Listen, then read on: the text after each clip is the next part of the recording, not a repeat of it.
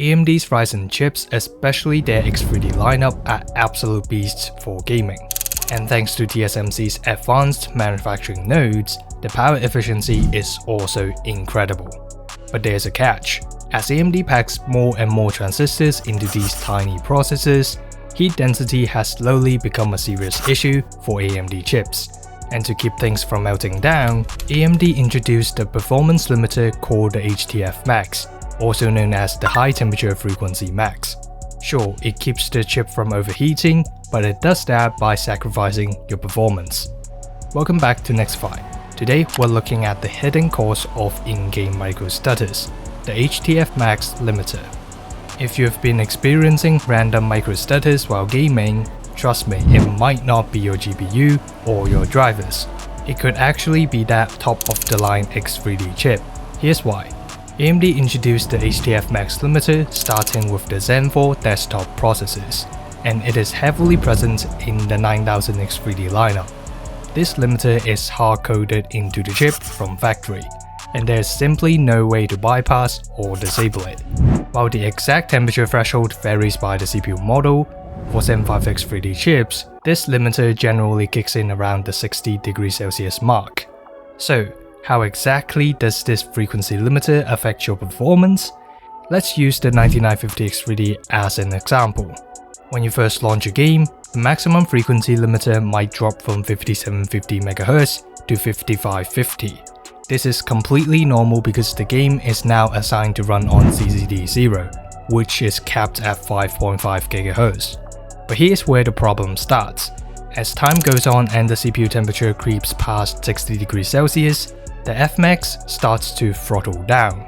If I limit my air cooler fan speed to 10%, the CPU temps increase and the frequency drops significantly. In theory, the HTFmax shouldn't be affecting performance by much, but in reality, these aggressive frequency drops on X3D chips make the CPU clock speed highly unstable. That constant fluctuation is exactly what causes those microstutters. The CPU itself is fantastic, but these unpredictable performance dips tied to temperature can ruin a competitive match. So we know there's an issue, but how do you actually fix it? Your main goal here is to tackle the heat at the source, right inside the chip. The most effective way to do this is by undervolting your CPU.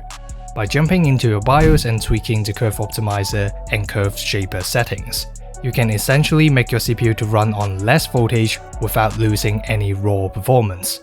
It's a simple equation: lower power consumption equals to less heat. If you're not sure how to undervolt using the BIOS, I've got a step-by-step guide in my previous video to get you started. However, generating less heat is only half the battle. You still have to get that heat out of the CPU. Now, here's a reality check on cooling AMD chips. While many swear by expensive AIO liquid coolers, a high-quality dual-tower air cooler is usually more than enough for these AMD chips. Switching to a massive liquid cooler might not improve your thermals nearly as much as you think. Why? Because the bottleneck isn't your cooler, it's the physical design of the chip itself. With every new generation, AMD chips get smaller while packing in more transistors, resulting in incredible thermal density. Because the silicon die is so tiny and thick, there's very little surface area to transfer heat to the CPU lid and then to your cooler. It's like trying to empty a swimming pool through a tiny straw. No matter how big the bucket is on the other side, that straw can only move so much water at once. By undervolting and using a decent cooler, you can stop your CPU from constantly hitting that HTFmax thermal limit. This provides a much more stable clock speed, which is the main factor to eliminating those annoying microstutters. In the world of competitive gaming, where a single frame can mean the difference between a win and a loss, that stability is everything.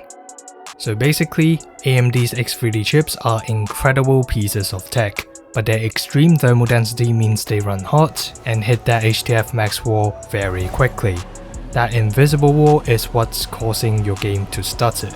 It's completely unpredictable and it becomes very annoying when you're trying to win a competitive match. And since you cannot turn the limiter off, the only way is to manage the heat.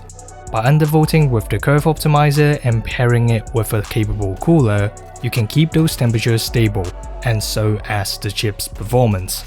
Remember, a cooler Ryzen chip means stable clock speeds, and stable clock speeds mean smoother gameplay. Thanks for watching. If you want to eliminate microstutters, make sure to check out my undervolting guide.